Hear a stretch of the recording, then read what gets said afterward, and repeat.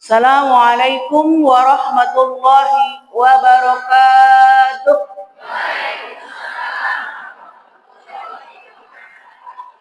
Masih ingat ya jawaban yang sempurna gimana? Waalaikumsalam. Saya ulang. Assalamualaikum warahmatullahi wabarakatuh.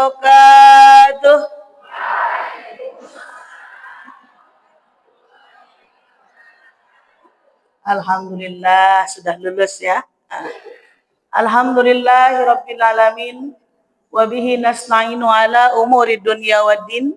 Wassalatu wassalamu ala asyrafil anbiya wal mursalin wa ala alihi wa sahbihi ajmain. Amma ba'du. Yang saya hormati pertama itu pengurus masjidnya ya, dari mulai para guru, para imam, takmir masjid, pengurus DKM jamaah, dan yang saya hormati pengurus ta'limnya ya. Ada lagi ini. Kalau majlis ta'limnya tetap Al-Kautsar juga ya, sama dengan masjidnya. Ya, Ibu Hajatuti beserta pengurusnya pengurus baru ya. Sudah dibentuk lagi. Ya, pengurus baru, pengurus lama sama ya. Juga ibu-ibu yang alhamdulillah hari ini hadir. Ada 1 miliar orang di sini. Amin, Bu. Kita mungkin tidak melihat, barangkali banyak malaikat-malaikat Allah yang duduk di antara kita, yang mengamini doa-doa kita ya. Dan mudah-mudahan juga mengamini zikir-zikir kita ke depan. Itu. Alhamdulillahirrahmanirrahim, hari ini saya diantarkan kembali ke Masjid Al-Kautsar. Insya Allah dalam keadaan sehat, sehatnya saya seperti ini.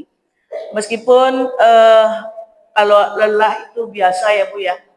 Kemarin sepulang dari Serang, saya langsung ke Geraha Hijau, mengantarkan Kakanda berangkat ke Magelang. Dan alhamdulillah jam 6 tadi sudah dapat kabar dari ponakan, karena ponakan ada yang ikut ke sana, sudah sampai di Magelang dengan selamat. Yang saya khawatirkan di jalan takut sesak, atau kan suka sesak ya, mual, tapi alhamdulillah dalam keadaan aman dan sepertinya gembira, mungkin karena rindu pulang kampung. Doakan Kiai Holisidin Yusa pulang kembali ke Jakarta dalam keadaan sehat afiat. Ala hadhiniyah wa ala niyatil salihah. Al-Fatihah. A'udzu billahi minasy syaithanir rajim. Bismillahirrahmanirrahim. Alhamdulillahi rabbil alamin. Ar-Rahmanir Rahim. Maliki yaumiddin. Iyyaka na'budu wa iyyaka nasta'in. Ihdinas siratal mustaqim. Siratal ladzina an'amta 'alaihim ghairil maghdubi 'alaihim waladdallin. Sekalian Fatihah ini mengawali belajar kita hari ini. Berarti kalau ini pertemuan pertama, ada plusnya halal bihalal ya. Masya Allah. Semoga ibu-ibu ke depan mengikuti kajian-kajian dan segala bentuk kegiatan di masjid ini dengan penuh semangat. Allah panjangkan usia kita, Allah sehatkan badan kita, Allah mudahkan rezeki-rezeki kita. Amin ya Allah ya Rabbal alamin. Jadi hari ini mengangkat tema tentang bagaimana mempertahankan kualitas ibadah. Saya yakin ibu-ibu sudah rajin ibadah. Bu? Habis Ramadan ibadahnya gimana? Kendor lagi apa masih kenceng? Apa tambah kencang? Apa tambah lari? Di situ ada kualitas ibadah tuh dipertahankan. Setiap bulan Ramadan ada doa ibu yang seperti ini enggak? Sama seperti doa saya, pakai bahasa Indonesia boleh. Ya Allah, semoga satu Ramadan penuh ini bisa meramadankan 12 bulan kan semuanya ya. Bisa meramadankan 11 bulan kemudian. Camkan ya, Ramadan kemarin kan udah lewat nih. Ramadan depan jangan lupa. Insya. Jadi kenapa ada kalimat kayak gini? Ini sesuai tema ini. Supaya ibadah kita bertahan, berkualitas seperti bulan Ramadan. Bulan Syawal, giatnya sama seperti Ramadan. Kalau giat kita, baik itu bulan Ramadan atau bulan-bulan lainnya, berarti kelihatan ibadah kita itu mukhlis. Mukhlis, ikhlas. Kalau kita hanya giat pada bulan Ramadan, berarti kita hanya tertarik tentang pahala. Betul apa betul? Kan para kiai suka bilang, para ustadz suka bilang, ibadah bulan Ramadan berkali-kali lipat. Hanya karena berkali-kali lipat rajin. Tapi ketika bulan Syawal, kempis kembali. Ya, kalau ibarat kantong. Iya, Bu. Studi tiup lagi ya. Jadi yang ibu bayangkan bukan hanya pahala saja, tapi apa? Istiqomahnya. Apa, Bu? Ibu pegang Quran enggak? Coba saya lihat Quran yang di HP.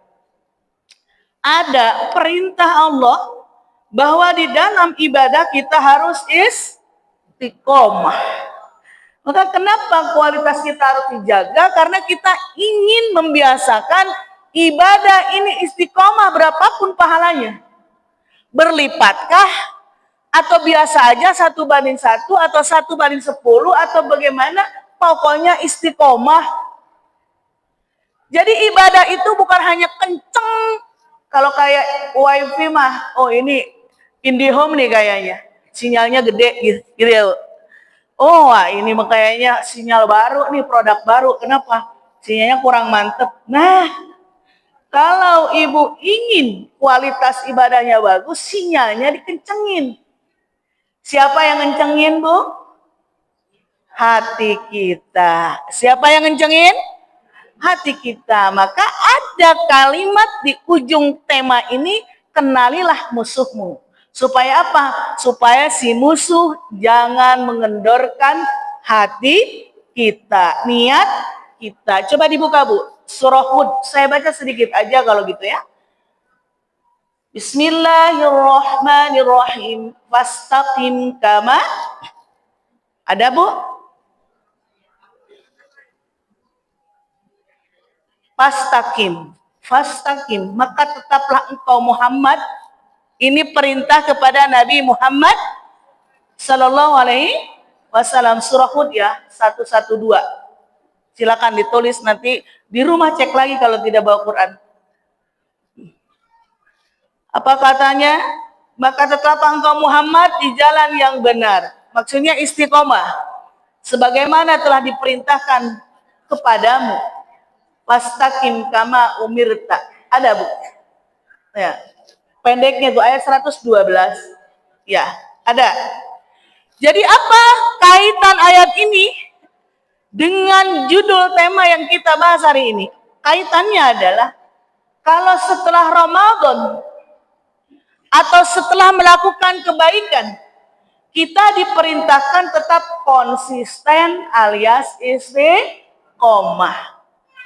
Jadi bukan hanya semangat sesaat atau 2 saat, 3 saat, tapi semangat selamanya. Semangat selamanya. Bagaimana caranya kita bisa semangat dalam beribadah? Lakukanlah semua ibadah karena cinta kepada Allah.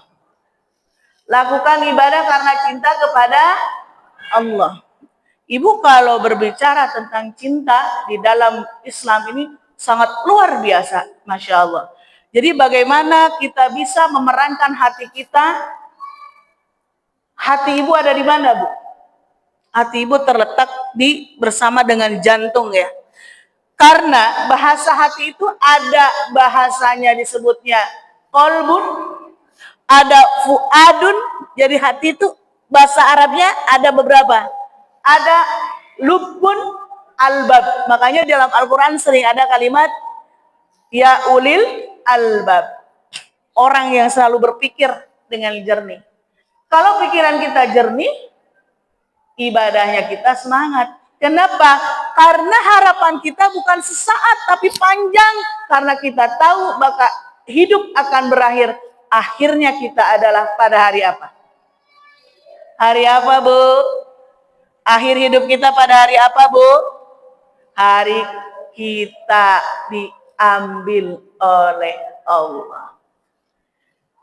Ada pemutus kenikmatan. Siapa pemutus kenikmatan? Kematian. Ibu sedang berlomba-lomba mengumpulkan harta. Ditumpuk-tumpuk-tumpuk, tapi di dalam perjalanannya ternyata diputus oleh yang bernama kematian. Karena mengingat tentang kematian itu, maka tidak ada lagi alasan kita untuk bermalas-malasan. Lakukan cinta karena Allah. Coba saya mau ice breaking dah sama ibu. Biarin kayak anak TK juga nggak apa-apa ya. Supaya ibu hatinya riang ya. Saya mau ngasih, ibu maunya tepuk apa, Bu? Kalau di TK ada tepuk apa? Tepuk PAUD, tepuk TK, tepuk Islam. Ya. Saya mau ngasih ke ibu tepuk cinta. Mau nggak? Mau nggak? Ya, ini untuk mengaktifkan endorfin hormon kita agar kita bersemangat ibadah karena cinta, karena Allah. Coba ya. Kanopi, ajarin Kanopi. Sini. Putri saya, Bu, ini. Sini nih. Jadi kalau saya bilang tepuk cinta, yang pertama cinta apa? Cinta kecil. Lihat tuh, cinta apa? Cinta apa ini? Terus tepuk cinta, prok. Terus yang kedua cinta sedang. Ya, tuh liatin ke ibu-ibu. Tuh. Ya nih, belum bisa lanjut ini. Ibu-ibunya harus bangkit dulu. Terus yang ketiga, ibu dengan teman, ini kan halal bihalal, harus saling tasamu lagi. Hatinya harus mengait lagi gitu. Cinta besar ibu sama teman. Coba sama teman di atas. Sini. Nah, ke teman, Bu. Ini ke teman nih, kayak ibu nih. Ini contoh. Nah, ke teman, Bu. Contohkan ke teman. Tangan satu ibu, tangan teman satu. Nih contohnya, nih Mbak Ade nih. Bapak mau, Bapak nggak banyak timnya ya. Bapak jadi penonton aja, pemberi cinta. Nah, bisa. Seperti ini, Bu, contohnya di depan, lihat ya. Ini loh, ini halal bihalalnya ini. Biar ibu saling bisa menghalalkan hatinya satu sama lain. Ya, Mbak, aku cinta. Aku prok. Yang keras. Cinta kecil, cinta sedang, cinta besar ya. Berdiri aja. Siap ya, Bu?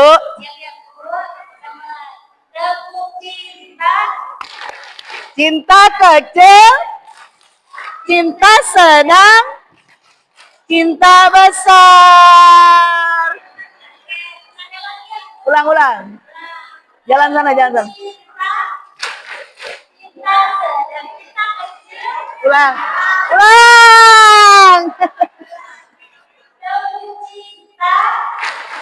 Cinta kecil, cinta sedang, cinta besar. Penting ini di video ini. Video semua gini. Sekali lagi ya, Pak. Videonya dari sana ya. Satu kali lagi. 1, 2, 3.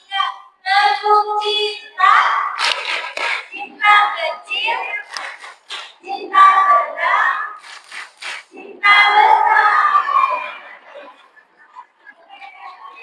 Cukup. Sudah semangat, Bu? Sudah hilang ngantuknya? Sudah hilang ngantuknya? Semangatnya. Bu, sekali lagi, kenapa kita harus mempertahankan ibadah? Karena kita hidup tidak selamanya. Allah memerintahkan kita untuk istiqomah di dalam surah Hud ayat 112. Ayat berapa? Ya, boleh 112, boleh 112, kata orang Sunda sami wae. Jadi karena kita sudah tahu bahwa dalam hidup ini akan berakhir, berarti ibadah kita sampai kapan? Ibadah kita sampai akhir hayat. Ibu tahu nggak di mana perintahnya ibadah sampai akhir hayat? Coba kalau baca Al-Quran lagi surah Al-Hijr ayat 99. Ayat paling akhir ya. Bismillahirrahmanirrahim. Wa'bud rabbaka hatta ya'tiyakal yaqin. Surah Al-Hijr ayat 99. Allah mengatakan, beribadahlah kamu kepada Tuhanmu sampai datang kepadamu kematian. Ulang, beribadahlah kamu kepada Tuhanmu sampai datang kepadamu yang bernama kematian. Ketika datang kematian, tak ada yang bisa menolak. Pintu terkunci bisa dibuka, ibu sembunyi bisa dikejar, maupun masuk, misalkan ibu punya rumah bawah tanah, tetap kalau kematian sudah datang. Oleh karena itu pertahankan kualitas ibadah sampai akhir hayat kita. Ibadah bukan hanya semangat pada bulan Ramadan. Sudah seperti ini kita bilang, ya Allah pengen Ramadan lagi. Betul? Betul? Kenapa? Ya karena semangatnya tidak ada duanya. Auranya beda ya Ramadan ya. Bulan Syawal ibu pelan-pelan. Hati-hati sholatnya telat lagi. Hati-hati Al-Qurannya dimuseumkan. Lupa karena kemarin habis capek tadarusan. Libur dulu. Makanya saya tanya, Bu ada yang bawa Quran enggak? Enggak ada. Biasanya suka disediakan Al-Quran kalau belajar nanti ya. Pengurus selalu menyiapkan Al-Quran yang pakai tempat itu ya. Iya, supaya apa? Ketika kita belajar, menyimak, sekaligus membaca, karena perintah Allah adalah Iqra. Apa perintah Allah? Iqra, bacalah, pelajarilah, bahaslah, ya kan? Gitu, terangkanlah makna Iqra itu sangat banyak sekali. Jadi, ibu gimana? Semangat gak mempertahankan kualitas ibadah? Yang tadinya tidak sholat apa? Muakkad atau sholat rawatib ya. Sekarang mulai, oh ya sebelum zuhur ada berapa? Saya pernah ngasih loh, pakai nyanyi di sini, ingat gak? Masih ingat? Ibu buat naikin ini lagi semangat. Coba, ini kan ibu mempertahankan kualitas, berarti sholat rawatibnya masih ingat? Masih ingat ya? 4 sebelum zuhur, terus 2 setelah zuhur, 2 maghrib, 2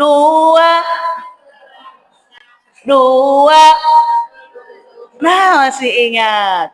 Bisa dimulai lagi semuanya Bu? Nah ini yang namanya kita meningkatkan kualitas. Ini meningkatkan ya. Bukan hanya mempertahankan, tapi meningkatkan kualitas ibadah kita yang tidak sunnah-sunnah. Ini saya baru bahas tentang muakkad ya. Pernah saya bahas buir muakkad. Saya pernah bahas di sini kita Riyadhus Shalihin ya. Barangkali Ibu Hajah Tuti tadi perlu ditambah. Tadi kata Ibu Hajah Tuti bikin grup sholawat. tambahannya menurut saya lombakan supaya semangat. Lomba sholawat. Kedua tadi mau belajar tahsin ya.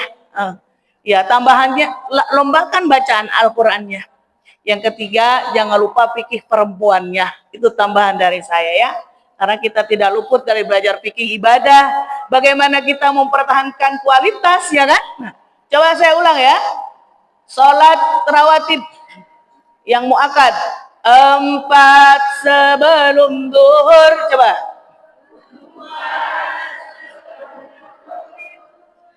Bu, halo, halo. Halo. Halo Ibu, halo. Kalau gitu saya dulu, Ibu ikutin bagaimana? Baik. 4 sebelum zuhur. 2 setelah zuhur. 2 setelah maghrib. 2 setelah isya. 2 sebelum subuh.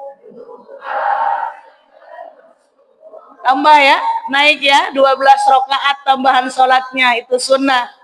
Ya agak lebih baik lagi sih, setelah dan sesudah selalu ada, kecuali pada setelah asar dan subuh.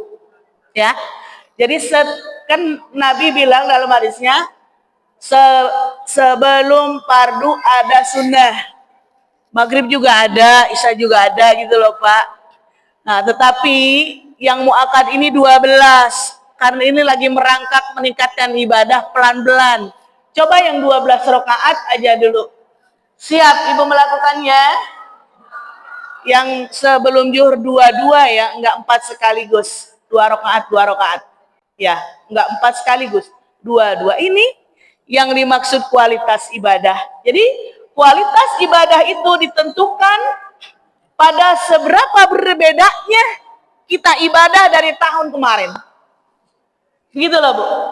Tahun kemarin tidak pernah sholat rawatib, tahun ini dimulai. Iya kan? Oh iya. Ada loh sholat yang hanya 2 rakaat sholat. Tapi dia disebut paling kaya. Bahkan lebih kaya dari dunia dan isinya. Sholat apa? Sunnah subuh. 2 rakaat sebelum subuh Bu, itu akan menjadi orang kaya, bahkan kayanya melebihi dunia dan isinya.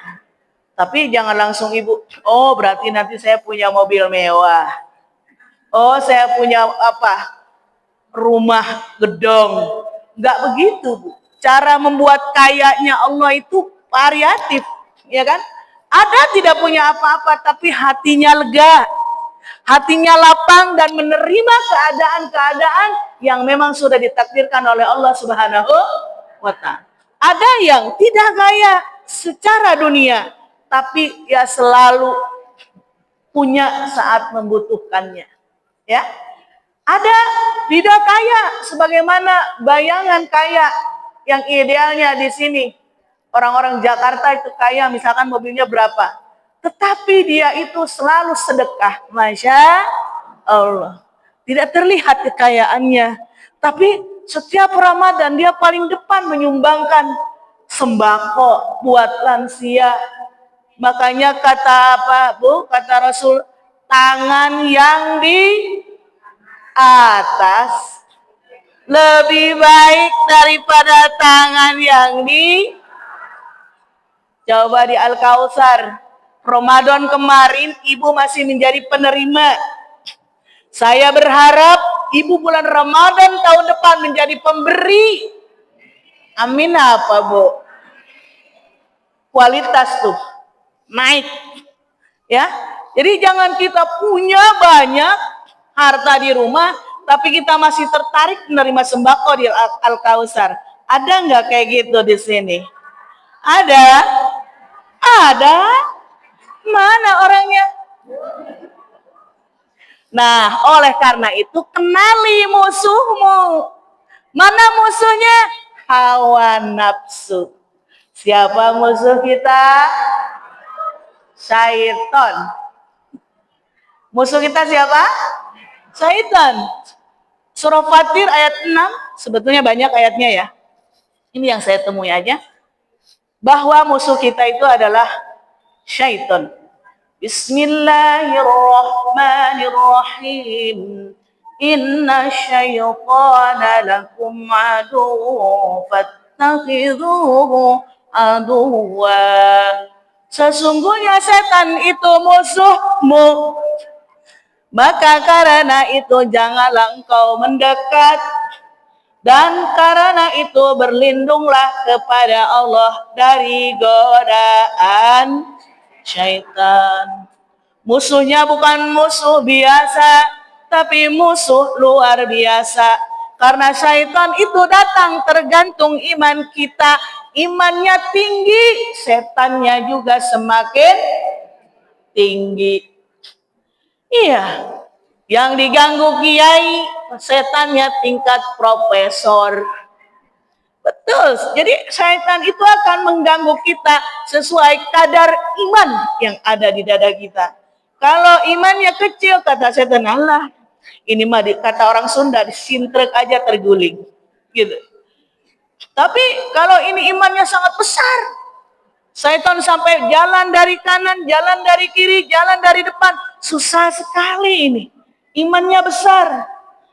Emang begitu ya? Iya benar. Surah Al-A'raf ayat 17. Artinya saja ya. Artinya ya Bu. Udah Ibu udah tahu ayat 17. Ada yang tahu nggak? Kalau ada yang tahu kasih hadiah nih Bu Haji. Al-A'raf 17.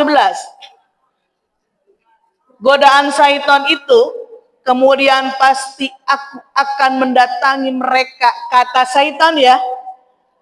Syaitan berkata di ayat 17 surah Al-A'raf, dia bilang, aku akan datang kepada hamba-hamba Allah dari depan. Kalau enggak dapat dari depan, dari samping. Kalau enggak dari dapat samping kanan, samping kiri, belakang, tengkuk, seluruh arah kita didatangi syaitan sampai kita akhirnya kalah oleh musuh tersebut. Supaya tidak kalah, kenali musuhmu. Musuhmu adalah syaitan.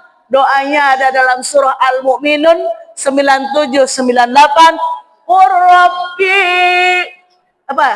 A'udzu bika min hamazatis syayatin wa a'udzu bika rabbi ayyahdurun.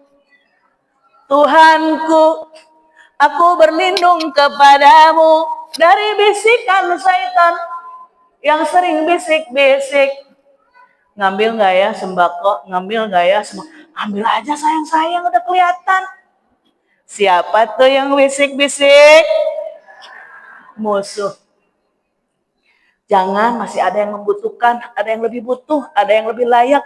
Saya di sini menjadi panitia atau menjadi penghibur atau malah menjadi donatur. Amin. Masya Allah, memakmurkan masjid bersama-sama. Betul. Luar biasa. Ya. Ini tidak di sini, saya yakin tidak ada di sini. Saya melihat di dekat saya seperti itu. Kadang-kadang orang ngabring-ngabring, saya bilang, wah, tapi saya lihat emasnya di tangannya banyak. Ya, saya bilang, oh, ya, tapi ibu-ibu itu kebagian antrian.